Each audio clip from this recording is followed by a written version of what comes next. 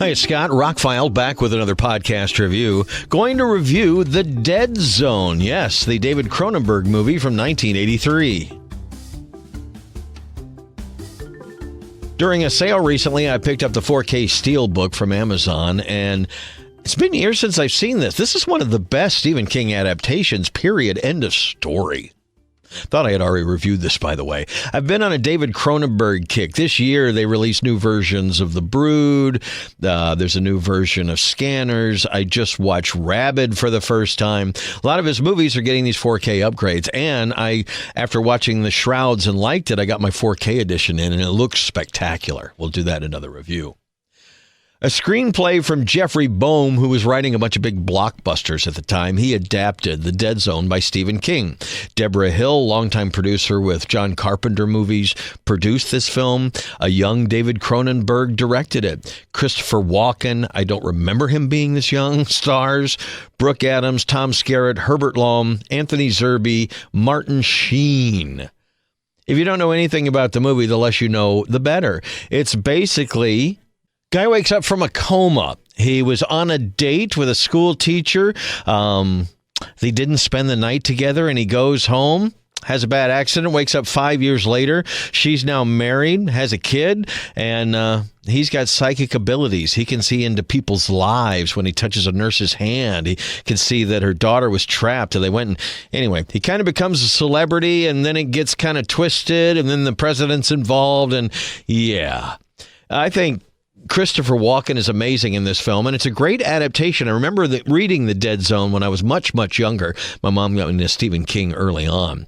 I think David Cronenberg did a great job directing it. It feels like a Cronenberg movie, and yet it doesn't. Like, it's kind of more mainstream. This was a Dino De Laurentiis movie from Paramount Pictures. Michael Kamen did the music. It's got great cinematography, and it looks great in the Shout Factory edition. Whether you get the regular edition or the Steelbook, which I think was an Amazon exclusive, now it's not going to be. It's a really cool design. I think some of their designs are kind of tacky, but this one actually kind of worked for the film. And it's always been one of my favorites, and I haven't seen it in years. It was really nice to revisit this story.